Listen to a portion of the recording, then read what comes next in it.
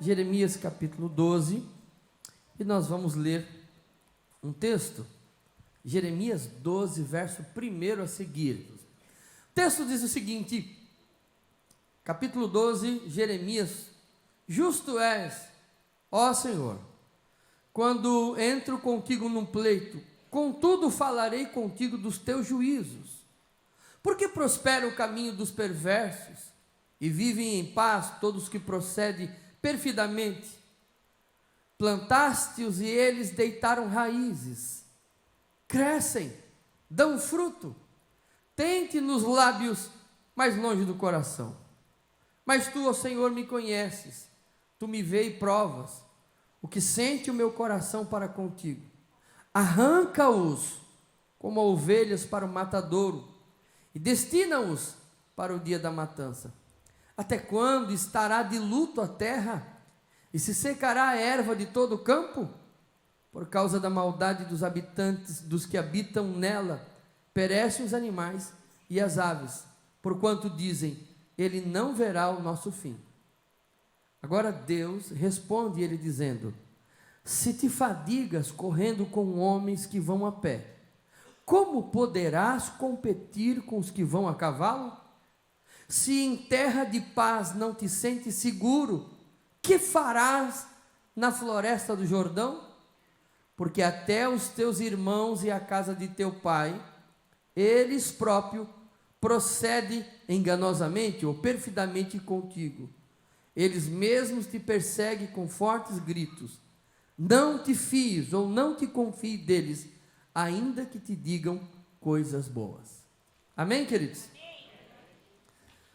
Meus irmãos, eu antes de entrar no texto, gostaria de contar uma história que eu acho que é muito pertinente para esse momento. Um pai e um filho saíram a caminhar, saíram da cidade de Maratona a Atenas, na Grécia, a pé, aproximadamente 42 quilômetros, que era o que uma pessoa caminhava naquele tempo. E o filho saiu muito animado com o pai, porque eles iam conversando, e o filho disse para o pai assim: pai, que bom nós fazemos essa caminhada, porque é possível que eu encontre os grandes sábios da Grécia discursarem, quem sabe eu os encontro discursando na praça, na ágora de Atenas. E foram caminhando pelo caminho, mas depois de certo tempo, 40 quilômetros é uma puxada. Eles sentaram à beira do caminho, perto de um rio, e ali eles tomaram água, conversaram, ouviram os passarinhos, e de repente o menino falou assim: pai, está vindo uma carroça. E o pai disse: sim, e ela está cheia. E o filho disse: mas como assim está cheia? Como é que o senhor pode dizer que a carroça está cheia se a gente ainda não viu ela? E o pai então respondeu algo que é uma verdade muito forte. O pai disse ao filho: é muito sábio, é muito fácil de saber se a carroça está cheia ou se ela está vazia. É só ouvir o barulho. Quanto mais vazia ela estiver, mais barulho ela faz, e quanto mais cheia estiver, mais em silêncio ela está. Esse texto se refere muito à vida em si, à vida. Não estou falando de culto, porque culto a gente tem que realmente glorificar, exaltar, mas se refere à vida. Na maioria das vezes, as pessoas que fazem muito barulho, que tem muita definição prática e fácil da vida, não sabem o que é viver. Uma coisa é eu criar uma teoria de como viver a vida, a outra coisa é eu ter vivido ela, ter enfrentado as maiores dificuldades, ter sentido na pele o que é a vida de fato. Por isso eu temo de falar diante de tantas clãs, cabelinhos brancos, porque talvez eu esteja falando de uma teoria para mim, mas que para você é uma realidade. Como eu não vou falar de mim mesmo, mas eu vou falar de um outro homem que tem experiência para falar, eu quero dizer para você o seguinte, que a vida não é tão simples de definir, porque aquilo que para um é bom, para outro é sofrimento. Quando você olha para alguém e vê alguém vencendo, você normalmente quer a vida que ele tem, mas não quer nem saber dos sofrimentos que ele já passou. Quando você olha para alguém e vê alguém com cicatrizes, vê alguém cansado, você diz: coitado, mas você não sabe como ele chegou ali. E a maioria das pessoas que saíram junto na largada já não estão mais ali, já desistiram pelo caminho. Aquela pessoa está com um semblante de derrotado, mas diante de Deus ela é um grande vencedor. Alguém que vê a sua trajetória pode até desejar o seu troféu, mas dificilmente alguém vai querer o seu sofrimento. Só Deus e você sabe realmente o quanto você já passou pela vida. E é por causa disso que eu gostaria de falar hoje sobre quanto vale, quanto pesa a idade. Quanto pesa a idade? É muito fácil para mim, como um pouco mais novo, dizer, não, mas se eu fosse, eu não sei, porque eu não vivi isso, não pesou nos meus ombros. Mas se eu perguntasse para você, quanto que pesa a idade? O quanto a idade muda, nos muda ao longo dos anos? Mas eu gostaria de, antes de falar isso, olhar para a vida desse homem, para a gente ter uma base que não seja eu, porque eu não tenho essa experiência para falar, mas ele tem. Esse homem que nós estamos falando é o profeta Jeremias. Se você perguntar para mim, quem é Jeremias? Jeremias foi um grande profeta, profetizou aproximadamente 40 anos, servindo o Senhor. E ele trabalhou durante esse processo. Detalhe, Jeremias passou a maior parte da sua vida profetizando e sofrendo. Jeremias foi criado numa cidade pequena de Anatote, 6,5 quilômetros, 6 quilômetros, próximo de Jerusalém, na região de Benjamim. Uma região que tinha muitos sacerdotes, e ele também de família de sacerdote. Ele nasceu no pior momento da história de Israel, como reinado, ele nasceu no finalzinho do reino de Manassés. Ele nasceu e cresceu naquele período em que Israel estava vivendo essa apostasia da fé. E ele se criou naquela região. Seu pai, Uquias, cujo nome é Javé é a minha porção, deu o nome do filho de Jeremias, e Hermenearro, que quer dizer Deus atira, Deus lança. O nome do filho era um nome profético. Muito provavelmente o pai cria que através da vida daquele menino, Deus haveria de fazer algo no meio do seu povo. E é lógico pensar que, por ser de uma família de sacerdotes, é lógico pensar que Jeremias conhecia muito bem a tradição rabínica, conhecia muito bem a palavra, conhecia muito bem todo o Antigo Testamento. O seu ministério a gente pode dividir em 4 etapas a seguir pelos reis que passaram pelo seu ministério. Josias, quando Jeremias tinha aproximadamente 23 anos, Josias assume o poder, e depois, com a morte de Josias, Jeoaquim, ele assume o poder. Jeoaquim é o 17º rei de Israel, fez o que não agradava ao Senhor. Depois veio Zedequias, que tentava agradar o povo e ficava no misto entre agradar o povo e ouvir a voz de Deus. E depois que ele foi deposto, Gedalias assume quando a terra já estava destruída. Jeremias é um profeta que ele acompanha o povo de Israel nos seus últimos momentos na terra prometida. Ele pega o finalzinho, ele pega a ira de Deus, ele pega o momento em que Deus haveria de castigar o seu povo.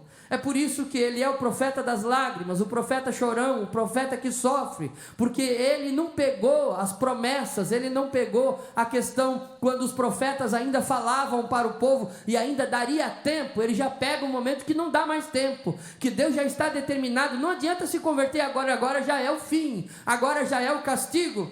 E esse homem chora muito, sofre muito. Mas o princípio da vida de Jeremias, quando ele era jovem, começou a profetizar, ele passou muito tempo da sua vida, depois do seu chamado, sem nenhuma profecia, porque nessa época era o tempo do rei Josias, e o rei Josias foi um dos melhores reis de Israel.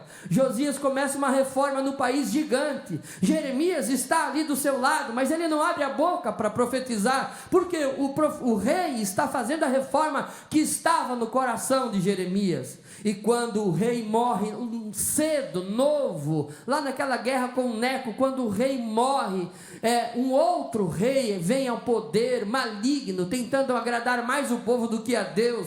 E é aí que Jeremias vê o seu projeto de uma nação curvada aos pés do Senhor cair por terra. Ele vê um rei que não estava comprometido com a palavra e com a verdade assumir o poder, e ele entra em crise. ele começa a profetizar contra o povo, denunciando os erros do povo e do rei.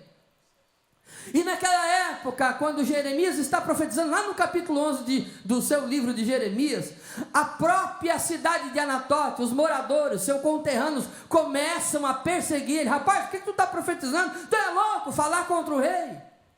Se você profetizar contra o rei, se você falar contra o rei, a gente vai perder a moral que nós temos com o rei. O que você quer para a nossa cidade?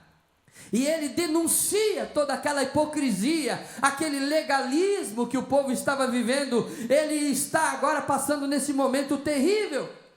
E é no capítulo 12 que ele agora marca uma reunião com Deus. E ele diz assim: eu preciso falar com o senhor. Está feio o negócio aqui, Jesus. Eu quero falar com o senhor, olha, não está dando certo. Eu estou profetizando, mas o povo não quer ouvir. Eles estão querendo mais agradar o rei do que agradar a Deus, e era uma via de mão dupla. O rei queria agradar o povo, e o povo queria agradar a Deus, e ninguém queria agradar a Deus. O rei queria agradar o povo queria agradar o rei, mas ninguém estava interessado em servir ao Senhor. E Jeremias fala: Senhor, eu preciso falar com o Senhor, nós estamos com um problema sério aqui. Por quê? Porque o Senhor não está vendo que os ímpios estão no poder, que os ímpios estão prosperando, que os ímpios estão crescendo na tua nação. Senhor, quando é que o Senhor vai arrancar eles daqui? Quando é que o Senhor vai fazer a limpeza nesse povo? Quando é que o Senhor vai tirar os ímpios daqui? Ele começa a reclamar, ele está passando uma fase terrível. Eu creio que Jeremias estava naquela crise de meia-idade. Ele está com seus 40 anos agora. Ele profetizou poucos anos ainda. Aos 23, 22 anos, Deus chama ele para o ministério. Alguns dizem que até antes, mas profetizar mesmo, ele começa a profetizar a partir de agora, quando vem a crise. E eu abro um parênteses aqui, para falar algo muito importante. É nos momentos de crise da nossa vida que o nosso ministério tem mais autoridade. Quando tudo ia bem, quando Josias estava no poder, você não ouve uma palavra da boca de Jeremias. Mas quando o cenário muda, você vê o profeta se levantar. Às vezes Deus precisa mudar o cenário da nossa vida. Às vezes Deus precisa mudar a circunstância para que uma palavra saia da nossa boca, para que uma palavra profética e o nosso ministério venha servir ao reino como realmente Deus nos chamou para servir. Você consegue entender que o maior inimigo da nossa chamada não são as dificuldades, mas é o conforto? Você consegue entender que quando tudo vai bem, a gente não se levanta como profeta, a gente não acorda pela madrugada, a gente não vê uma razão óbvia para estar no tempo cedo e cultuar ao Senhor e glorificar o nome de Jesus? Bom, se a gente não sabe disso, Deus sabe muito bem. E quando Ele precisa despertar profeta pela madrugada, Ele permite algumas dificuldades, algumas perseguições, alguns desalentos, alguns desafetos, algumas decepções. O que vale é que a nossa vida, independente que as circunstâncias estejam fora do nosso controle, a nossa vida e a circunstância estão dentro da palma da mão de Deus, no controle do Senhor. E Deus escuta o profeta e Deus responde. Pastor que me antecedeu e pregou aqui ontem, pastor Cleito, falou sobre alguns textos que o impressionam. Eu também tenho alguns textos que me impressionam. E essa resposta de Deus para Jeremias, ela me impressiona demais. Ela é um texto que nos marca, porque Deus ouve Jeremias. Há vários teólogos, e entre eles há alguns que dizem: não, isso não é Deus falando para Jeremias, mas a maioria dos teólogos concorda que é Deus falando para Jeremias. Deus olha para Jeremias, e o Jeremias está lá reclamando: o senhor tem que ter, olha Deus, não está dando, é assim, é difícil, o senhor não está vendo, o senhor está sendo complacente demais, o senhor deveria tratar o mal pela raiz, o senhor deveria fazer isso. O Jeremias está dando ordem para Deus. Porque às vezes quando Deus nos usa, irmão, às vezes a gente acha que o poder está em nós. Você já viu, não? O camarada, enquanto está abandonadinho lá no canto, ele está orando, está humildezinho, dá uma oportunidade para ele, pronto, no outro dia ele já quer colocar regra. Inclusive em Deus. Se o Senhor quiser me usar, vai ser assim, viu? Se o Senhor quiser fazer, vai ser do meu jeito. E Deus diz, não é do teu jeito, é do meu jeito. Não é como tu queres, é como eu quero. Eu faço, Ele é o Senhor. Nós somos o vaso, Ele é o oleiro. Nós somos o barro. Ele molda como Ele quer. E quando a gente endurece e não quer deixar, Ele quebra, amassa e faz de novo. Porque nós estamos na palma da mão do Senhor. Deus ouve Jeremias com muita misericórdia, que poderia não fazê-lo, e ele responde. E ele responde algo que eu fico impressionado. Irmãos, deixa eu parafrasear que eu gosto para a gente entender bem. É como se Deus olhasse para Jeremias e falasse, tu está de brincadeira, Jeremias. Não, é sério. Tu está reclamando, rapaz. Não, porque o que Jeremias esperava de Deus? Um cafuné. Deus, olha para mim, um cafunézinho aqui. Não, Jeremias, olha, tu tem razão, está com 40, né? Já profetizou demais. Eu vou te dar uma aposentadoria, tu volta para tua casa, fica tranquilinho. Era isso que o Jeremias esperava ouvir de Deus. Deus olhou para ele e falou, está de brincadeira, Jeremias? Não, tu está de brincadeira comigo. Jeremias, tu está reclamando da dificuldade que tu passou até agora, mas tu nem passou dificuldade nenhuma ainda. O grosso ainda está por vir. Jeremias, a tua vida será um livro de 52 capítulos, e por enquanto tu está só no capítulo 12 ainda, então tem muita coisa para fazer lá na frente.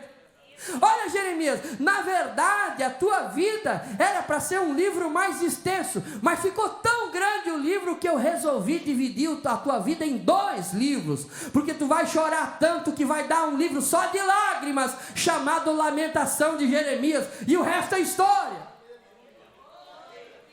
Jeremias, se tu está reclamando, rapaz, se tu te cansa correndo com gente que vai a pé, imagina quando tu tiver que competir com gente que corre a cavalo.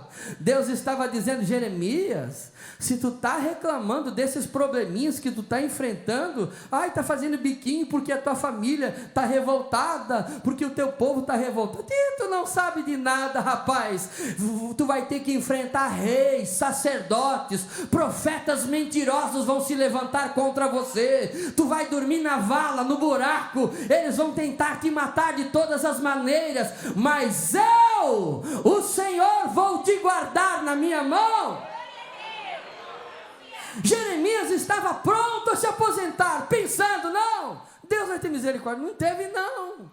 Falou para ele, Jeremias, pode tirar o teu cavalinho da chuva, porque se tu acha que agora tu está sofrendo muito, ainda há muito pela frente para você viver, ainda há muita tempestade pelo caminho, ainda há muito problema pelo caminho, e eu não posso profetizar para você que os seus dias para frente serão melhores, porque não serão. Mas uma coisa o Senhor disse para Jeremias, mas eu estarei contigo, eles pelejarão contra a tua vida e não poderão te vencer. Você viu que tem uma diferença. Deus não prometeu para Jeremias que a vida dele seria mar de rosas, inclusive já o orientou que ele teria muitas dificuldades. No entanto, garantiu que independente de qualquer dificuldade que viesse na vida dele, ninguém triunfaria sobre a vida do profeta, porque o Senhor estava com ele, o fortalecendo. Quando eu olho para essa história, eu vejo um profeta chorão, reclamão, né, meio que fracote, dando uma de corpo mole. Daí se eu parar para pensar e dizer, poxa, que interessante isso, né? Os anos se passaram, aproximadamente 20, 25 anos depois. Veja, ele já está com 40. Até os 40 anos não há muita história de Jeremias, mas pastor Lidiel, nos próximos 25 anos desse homem, a vida dele seria muito intensa. Mas quando eu falo muito intensa, é inimaginável o que aconteceu nos próximos 20 anos. Nós poderíamos dividir a vida de Jeremias em 3 etapas, do primeiro aos 20 anos, quando ele é jovem, na família, sacerdote, com planos de ser sacerdote, dos 20 aos 40 anos, o chamado para ser profeta, a maior parte desse período passou com um rei bom. Agora dos 40 aos 60, a coisa ficou preta para o lado de Jeremias, ficou feia para o lado de Jeremias. Por quê? Porque ele passou, a maior parte da sua história está escrita dos 40 aos 60 anos.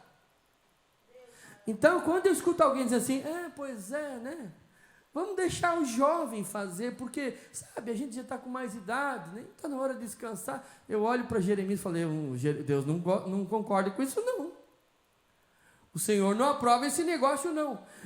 No período de maior experiência da vida de Jeremias, foi dos 40 anos para frente. Irmão, só para você ter uma ideia, quando ele escreve o livro de Lamentação, lá com os seus 65 anos, ele é um outro homem, ele é um homem maduro, mas ele também é um homem muito cansado.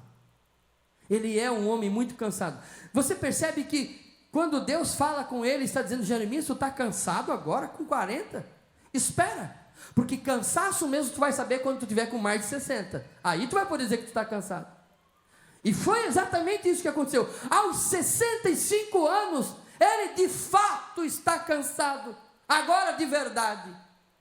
Porque tem hora que a gente até reclama da vida, irmão. Você fala com alguém, pois é, como é que está, irmão? Pois é, pastor, está difícil. Por quê? Não sei, mas está difícil. Então está acontecendo o quê? Estou com dor de dente. Ah, sim, arranca o dente, varão. Vai lá, faz um negócio, lá tem uns irmãos que trabalham com isso. Às vezes a reclamação é só por reclamar mesmo, para ganhar aquele cafuné. Mas Deus sabe quanto que você consegue suportar de luta. E sabe o que é melhor? A gente só descobre como Deus e quanto Deus nos fortalece quando a gente passa as maiores tempestades da nossa vida. Porque a gente fica fazendo nhenhenhê, corpinho mole, né, para tudo, ai, não toca aqui, não toca ali. Daí quando você vem aquele vento terrível, aquela tempestade terrível, que você se gruda em Jesus, quando você passa, você diz, meu Jesus, nem imaginei que eu ia passar por isso, mas passei. Aí Deus diz, está vendo, meu filho, não existe fraco quando eu fortaleço. Fraco é aquele que não tem a proteção de Deus e a força de Deus.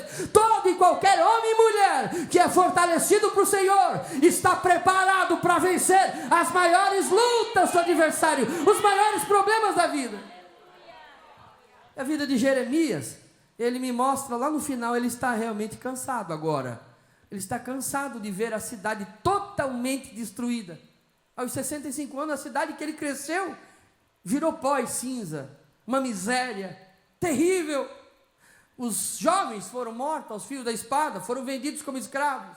Os idosos foram abandonados para morrer, as moças foram levadas, molestadas, foram dadas aos homens.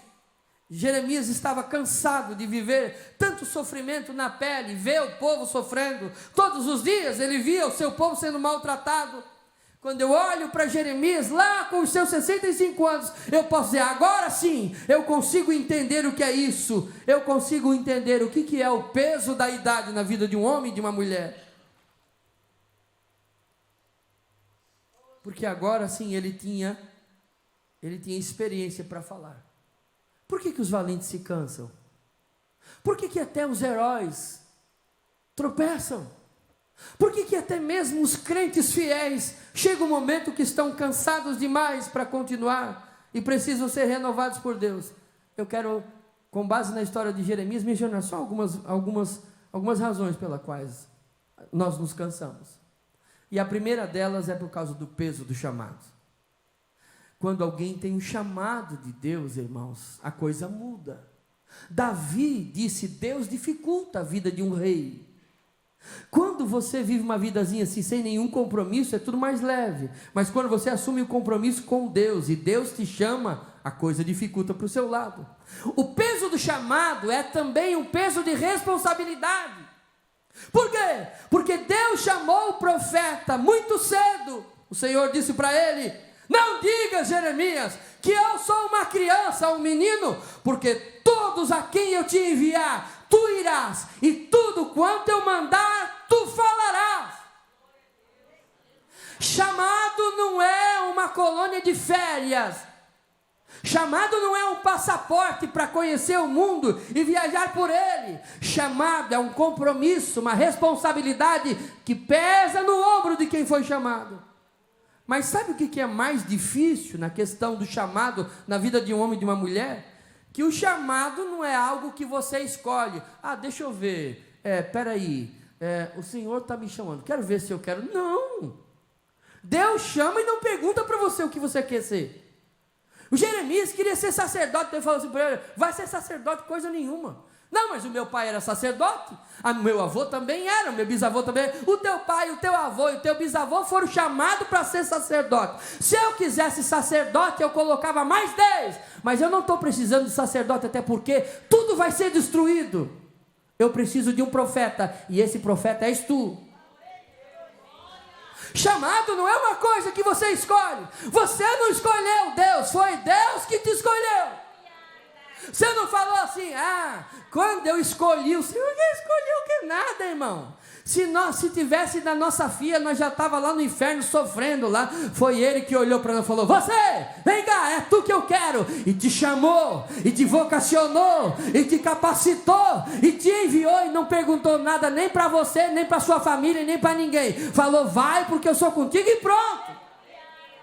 Jesus olhou para os discípulos e disse assim: não, vocês estão o quê?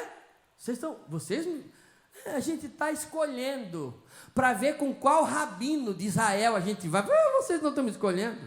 Eles assim, não fosse vocês que me escolhessem, pelo contrário, foi eu, disse Jesus, que vos escolhi, e eu determinei que vocês vão e dê fruto, e o vosso fruto permaneça, a fim de que tudo o que o Pai vos conceda, quando pedirdes em meu nome. Não, irmão, não tem esse negócio, não. E sabe o que é interessante, irmão? Que Ele nos escolhe, coloca esse peso no nosso ombro, e a gente reclama e fala assim: eu te escolhi, já te chamei, já te capacitei, e vou te capacitando ao longo do trajeto. Não vai pensar que você vai fazer uma faculdade, quando você estiver bom, com 90 anos, não, já estou te mandando agora, mas eu não sei falar, eu te ensino no caminho, eu não sei pregar, também te ensino no caminho, eu não sei orar, a dificuldade vai bater na porta da tua casa, tu vai aprender a orar rapidinho. É igual jogar o cachorrinho na água, joga, nunca nadou, na hora que vai morrer, ele aprende a nadar. Assim é chamado, Deus chama, e depois capacita. E olha que interessante, tem algumas pessoas mais teimosas, né? É assim, Deus, eu quero dizer uma coisa, o senhor não queria que o senhor se ofendesse comigo, mas assim, eu acho que o senhor está sendo muito autoritário. O senhor não perguntou para mim, nem para o meu pai tinha outro plano e eu também. Então assim, quero dizer para o senhor que eu não vou querer essa sua proposta. Como assim não vai querer? Não é uma questão, não, eu não estou pedindo, eu estou dando uma ordem sobre a sua vida. Você não pode voltar atrás. E o Paulo era um desses. O Paulo não queria ser ministro de Cristo, pregador do Evangelho, ele não queria nada disso não. Ele queria ser rabino em Israel. E Deus falou para ele: não é o que tu escolheu, eu te escolhi. E ele ordenou, e o Paulo falou assim: irmãos, o negócio é sério mesmo. Paulo, rapaz, tu era rabino, tu só perdeu de lá para cá. Tu fez a escolha errada. Paulo falou: não fui eu que escolhi, foi ele que escolheu. Tá, mas por que disse que não? Ele falou: eu anuncio o Evangelho, eu nem posso me gloriar, porque não é algo que eu escolhi, é uma obrigação que está me imposta. E ai de mim, disse Paulo, se eu não anunciar o Evangelho. Então não tem essa opção, se eu vou ou não vou, vou e pronto. Chamado tem que ir, isso pesa. Sabe o que é ainda mais difícil? É que não dá de levar bagagem, nem parente, né? No sentido de que carregar, não, vamos todo mundo, fizemos aquela festa, daí o pai e a mãe com pena dizem: tadinho, não, vamos junto com ele, que daí a gente ajuda, minimiza os problemas. Não, o chamado exige renúncia. Você tem que abrir mão da vida que você tem, dos planos que você tem, dos projetos que você tem. Jesus falou assim, lá em Lucas 9:23, se alguém quiser vir após mim, é isso mesmo, tem que negar a si mesmo, tem que negar os seus próprios projetos, tem que parar de fazer os seus próprios planos, e depois ainda tem que tomar a cruz de cada dia e seguir a Cristo Jesus. Isso pesa. Paulo, inclusive Paulo, quando escreve na sua primeira carta aos Coríntios, ele reclama no sentido de que ele mostra a realidade. Fala assim: irmãos, vocês estão aí querendo ser obreiro, igual eu sou obreiro. Paulo falando para eles, mas eu quero dizer para você que não é um negócio fácil não. Não vai pensar que é colônia de férias, igual tem, né, alguns pregadores que só ficam nos melhores hotéis, tem que ser tudo toalhinha branca. Não, Paulo não tinha essas folgas todas não. Paulo tinha que ir, às vezes tinha que pagar do bolso dele, se queria comer algum lanche, tinha que fazer tempo para poder pagar, porque nem isso não ganhava, nem a comida. Aqui, pelo menos, o pregador, a comida ganha, está lá embaixo pronto já, glória a Deus. Paulo diz assim, às vezes parece que Deus nos colocou a nós, os apóstolos, como últimos, condenado à morte, espetáculo para o mundo inteiro, tanto para as pessoas como para os anjos. Em outras palavras, Paulo dizendo, o chamado pesa demais, demais mesmo. Tem hora que a gente passa vergonha, não só diante dos homens, diante dos anjos também. É isso as palavras de Paulo. O chamado de Deus passa uma vida de perseguições, falsos profetas, reis, sacerdotes e até a própria família. Os familiares de Jeremias começaram a persegui-lo. Jesus alertou isso em Mateus 10:36. Os inimigos de vocês, não pensa que vai ser o vizinho, não. Vão estar dentro da própria casa. Por que que os valentes caem? Por que que eles se cansam? Porque o chamado pesa demais no ombro de um homem e uma mulher. Porque o chamado da obra de Deus pesa muito no coração, na mente e na vida de alguém. O segundo peso que faz com que a gente se canse na trajetória, na caminhada, é o peso da memória. A memória é uma bênção de Deus. Jeremias, ele escreve em Lamentação 3:1, dizendo assim, eu sou o homem que viu. Ele está falando agora do passado, ele tem na memória, eu vi a vara da ira de Deus sobre o meu povo. Você consegue entender, pastor Lediel, que desde que Deus começou a castigar o povo, aquilo feria a mente e o coração do profeta, e ele vem carregando todas aquelas memórias terríveis, memórias sofridas. Ele diz assim, como está solitária a cidade que era tão populosa. Começa a lembrar do tempo de glória da cidade, quando ele vivia lá na terra dele, lá no interior. Aquela que era grande entre as nações tornou-se como uma viúva, a princesa das províncias tornou escrava. Como o Senhor cobriu a cidade de Sião de nuvens na sua indignação, derrubou a glória de Israel do céu à terra, e não se lembrou do estrado dos seus pés na sua ira, lá em Lamentação 2:1. A memória de Jeremias está muito clara, muito forte, e ele ainda escreve dizendo, os preciosos moradores de Sião, que antes eram comparáveis a ouro puro, agora são considerados vasos de barro, obra na mão do oleiro. Lamentação 4:2, e ele diz, restaura-nos, ó ti, ó Senhor, para que voltemos, renova os nossos dias como antigamente. A memória de Jeremias estava muito forte, e esta memória era um peso na vida do profeta. O que é memória? É a capacidade de armazenar informações de fatos obtidos através da experiência, ouvidas ou vividas. O tempo passou para a maioria das pessoas que estão aqui, que são idosas, que já têm mais idade, e com ele os lugares passaram. Quantos lugares já estão diferentes? As pessoas passaram, mas não na nossa mente. Na nossa mente elas continuam exatamente quanto estavam. E é interessante porque os novos pensam onde querem chegar, os idosos, porém, lembram por onde já passaram. É diferente a visão de mundo, de forma que aquilo que é um pensamento para os novos, para a juventude, é uma lembrança para os longevos, para os idosos. Ou seja, na mente de um idoso não tem só o presente, também tem um grande peso do passado. E sabe o que é difícil? É que ao longo de uma vida, uma pessoa pode armazenar muitas lembranças boas, mas ela também pode carregar muitas lembranças más. Já pensou, irmãos? Jeremias está reclamando das lembranças que traz no coração. Ele diz, como é amargo recordar o meu sofrimento e o meu desamparo, lembrar-me dos dias terríveis, enquanto lamento a minha perda. A memória de Jeremias é um peso que ele carrega. As lembranças são como aguilhões que ferem diariamente a sua alma.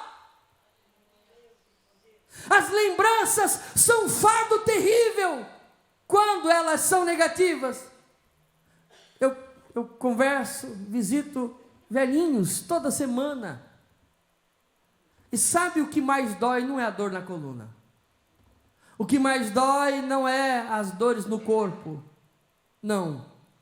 São palavras ofensivas que estão carregando ao longo dos anos, não foram curadas. Que a memória, não consegue esquecer a palavra que o filho falou, e aquilo fica latejando dentro do coração.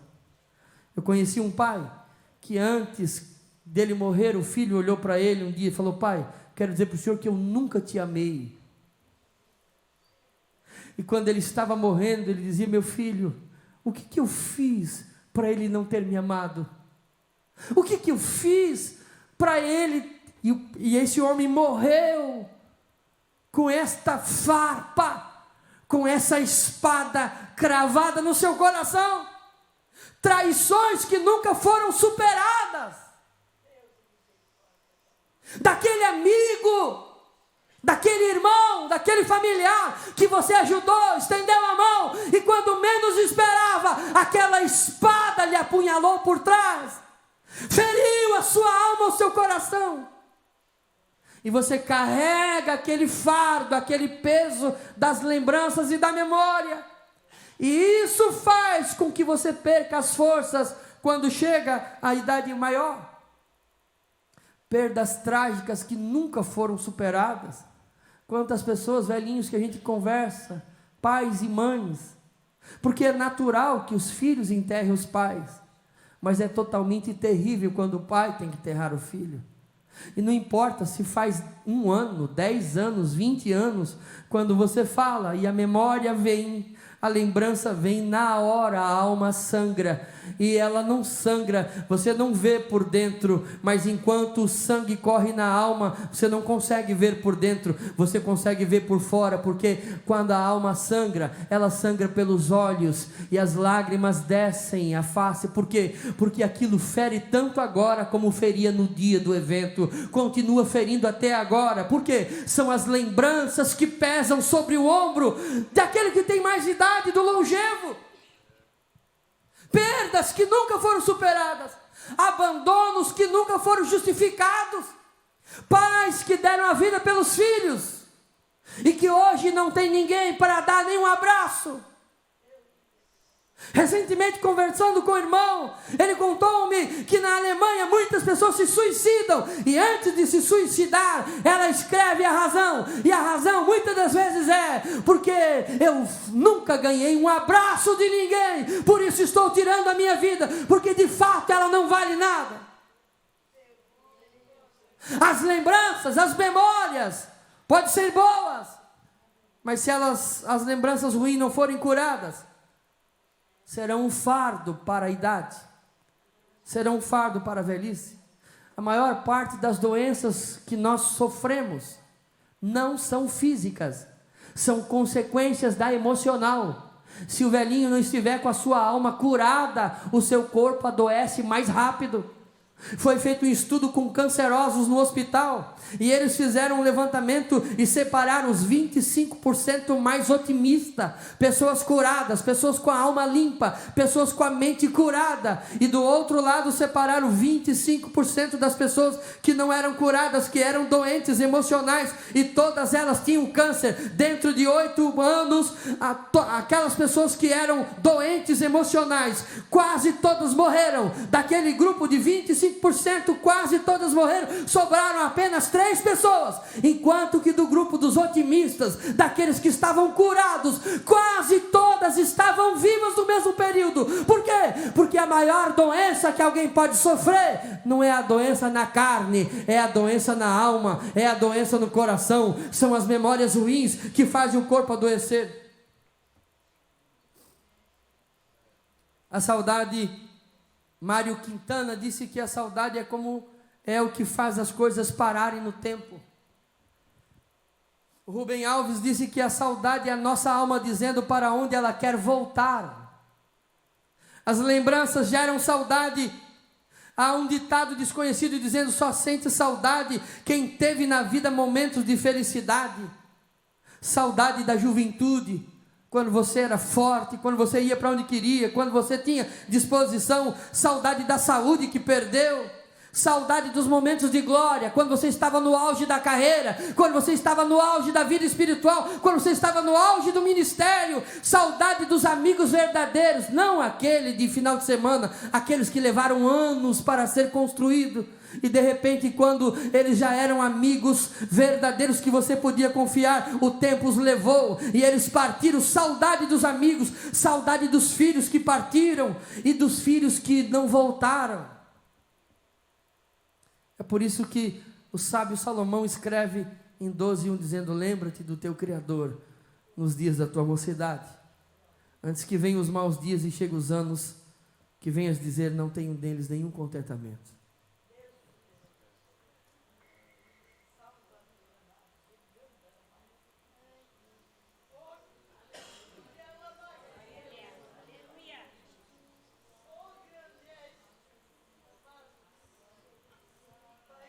Pastor Samuel, então qual é o remédio para viver uma terceira idade, uma idade avançada, com saúde? O que esse homem tem para nos ensinar no meio do caos? Porque nenhum de nós pode ter uma vida pior do que a vida que esse homem viveu no final da sua vida. Ele viu todos os seus familiares sendo mortos à espada. A sua memória, a sua cabeça estava cheia de marcas. O seu corpo era marcado e não era nem pelos inimigos, era pelos próprios familiares. E como é que ele termina a vida? Como é que ele consegue achar esperança lá no final? Eu quero dizer para você que ele tem um conselho muito forte para todos nós, diante de tantas pesadas afrontas que ele passou. E eu chego a dizer que a maturidade é o equilíbrio entre o passado e o futuro, entre a lembrança e a esperança. E o segredo, o remédio que cura as lembranças, o peso da vida, se chama esperança. A esperança é um remédio poderoso que pode curar o coração mais ferido aqui nesta noite. A esperança é tão poderosa em Deus, que não existe ferida que ela não possa curar. Diante do caos, a esperança nos leva a confiar na bondade do nosso Deus. E é esta confiança na bondade que renova cada vez mais a nossa esperança. Pastor, quem disse isso? Vamos chegar para Jeremias agora, 65 anos. Jeremias, como é que tu está? Quebrado. Corpo dilacerado. Mas como é que está o teu coração? Está firme. Qual é o segredo? Ele vai dizer, quer que eu diga o segredo? Quero. Está lá em Lamentação 3, 21, 23. Mas quero lembrar do que pode me dar esperança. A bondade do Senhor é a razão de não sermos consumidos. As suas misericórdias não têm fim. Renovam-se a cada manhã. Grande é a tua fidelidade. Confiar na grandeza do nosso Deus nos renova em esperança. E por que nós podemos confiar nele? Porque o nosso Deus é grande. Ele não é sujeito às circunstâncias, ele está acima. E quem disse isso não sou eu. Se você quer saber quem disse, eu vou colocar ele para falar aqui, ó, e você vai ouvir direto da boca dele. Lá em Isaías 40 e 26 ele diz: olhem para os céus. Quem criou as estrelas? Ele as faz cair como um exército, uma após a outra, e chama cada uma pelo seu nome, por causa do seu grande poder e a sua força incomparável. Nenhuma delas pode se ausentar. Ó Jacó, como pode dizer que o Senhor não vê e o que se passa? Ó Israel, como pode dizer que Deus não se importa com os seus direitos? Você não ouviu? Não entendeu? O Senhor é o Deus eterno, o Criador de toda a terra. Ele nunca perde as forças, nem se cansa, e ninguém pode medir a profundidade da sua sabedoria. Ele dá força aos cansados e vigor aos fracos. Até os jovens perdem as forças, se cansam, e os rapazes tropeçam de tão exausto. Mas aqueles que confiam no Senhor renovam suas forças, voam alto como águias, correm e não se cansam, caminham e não desfalecem.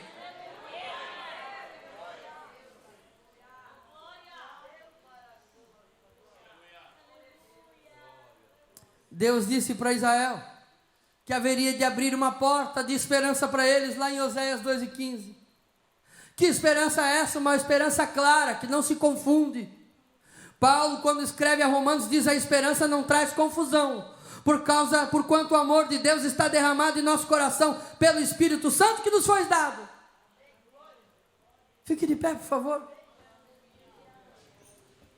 Paulo escreve dizendo que uma esperança não visível, mas firme e salvadora. Porque em esperança fomos salvos. Ora, a esperança que se vê não é esperança, porque o que alguém vê, como esperará? Essa esperança é uma esperança que gera alegria na alma, mesmo em meio à tribulação. Quando Paulo escreve aos Romanos, ele diz assim: alegrai-vos na esperança, sede paciente na tribulação e perseverai em oração. Só para você ter uma ideia, a Bíblia foi escrita, tudo que foi escrito para que a nossa esperança fique cada vez mais firme. Quando ele escreve ainda aos Romanos, ele diz: porque tudo que foi escrito para o nosso ensino foi escrito, para que pela paciência e consolação da Escritura tenhamos firme a nossa esperança. Mas a pergunta que eu faço a você hoje é: quem é a esperança? Quem é essa esperança que pode fazer um coração magoado perdoar quem o magoou? Quem é essa esperança que pode abraçar aquele que o abandonou? Quem é essa esperança que consegue fazer um pai cujos filhos viraram-lhe as costas, ainda acordar pela madrugada e orar por eles? Quem é essa esperança que, a despeito de ter gastado a sua vida, a sua saúde, fazendo a obra de Deus, ainda continua firme, confiante no Senhor, e servindo o Senhor com aquilo que lhe restou de forças? Essa esperança tem nome. Essa esperança tem nome. Paulo, quando está escrevendo à igreja que estava em Colossos, ele diz: aos quais Deus, está falando de mim, está falando de vocês, está falando daqueles irmãos de lá, quis fazer conhecer quais são as riquezas da glória desse mistério. Algo que estava escondido lá no Antigo Testamento, mas agora está sendo revelado, desse mistério entre os gentios. Paulo, que mistério é esse? Cristo em vós é a esperança da glória. Cristo é o remédio para a minha e para a sua alma. Cristo é o revigorante, o revitalizador. Pastor, é possível chegar na terceira idade com os cabelinhos brancos e ainda levantar a mão para dar glória a Deus? Eu respondo: se Cristo está aí dentro, é possível. Glória a Jesus. É possível você vencer todos os infernos, todas as batalhas. É possível você vencer todos os inimigos e ainda no final da vida dar glória a Deus. Se Cristo está aí dentro, é totalmente possível. Quando o leão da tribo de Judá está dentro do coração, o diabo não passa de um gatinho. Quando o leão da tribo de Judá está aí dentro do seu coração, em Cristo Jesus você é mais que vencedor. Sabe o que a história de Jeremias me mostra? Me mostra que ele não tinha consciência do poder de Deus na vida dele. Mas depois de passar todas as aflições, todos os problemas, todas as barreiras, todas as lutas, depois de toda a ira ser derramado sobre a vida dele, ele continua firme no Senhor. E todos os projetos de Deus sobre a vida de Jeremias estavam se concluindo passo a passo. Sabe por quê? Porque Cristo é a nossa esperança de salvação. Quando Paulo escreve aqui, ele diz: aguardando a bem-aventurada esperança e o aparecimento da glória do nosso grande Deus e de nosso Salvador, Jesus Cristo. E olha só, ao longo da trajetória, foi lido o texto aqui, que Deus o perdoa, Deus o conserva, Deus conhece. E só nós temos um Deus que a gente não precisa oferecer sacrifício para perdão dos pecados. Por quê? Porque esse Cristo, que é a nossa esperança, Ele mesmo, usando João, já nos deu uma garantia dizendo: meus filhinhos, escrevo essas coisas para que não pequem. Mas se pecarem, não é para viver o resto da vida sofrendo, lamentando, se maltratando, se martirizando pelos seus pecados. Por quê? Porque vocês têm um advogado que defende a nossa causa diante do Pai, Jesus Cristo, aquele que é totalmente justo. Ele não só é o nosso advogado, Ele também é o nosso sacerdote. O escritor aos Hebreus diz: visto que temos um grande sumo sacerdote, Jesus, Filho de Deus, que penetrou nos céus, retenhamos firme a nossa confissão. E por último, eu sei que para você chegar aqui, muitas lágrimas você já derramou nessa história. A velhice também tem um peso de lágrimas que nenhum ser humano consegue contabilizar. Nenhum. E enquanto os olhos não fecharem, ninguém pode dizer que ainda não vai chorar. Mas há uma esperança sobre toda lágrima. Há uma esperança sobre todo e qualquer sofrimento. No último livro da Bíblia, já no finalzinho do último livro, 21:4, está escrito assim, ó: Ele vai enxugar dos seus olhos toda lágrima. E aí não vai haver mais morte. Aí não vai haver mais tristeza. Lá não vai haver mais choro, nem dor nas costas, porque todas essas coisas passaram para sempre. Eu termino dizendo para você: essa é a esperança que eu e você temos. Essa é a esperança que nos mantém de pé. Cristo Jesus é essa esperança. Cristo Jesus é a esperança que daqui a pouco o seu sofrimento vai acabar. Ele vai vir nas nuvens buscar a sua igreja e você será levado. Nós seremos levados todos para com Ele. E quando formos levados para com Ele, não teremos mais lágrimas, mais dor, mais angústia, mais morte, mais sofrimento. Ele é a nossa esperança. E se essa esperança estiver viva no seu coração, você vai continuar vencendo todas as dificuldades. Você será fortalecido e suportará todos os pesos da idade, da dificuldade da vida.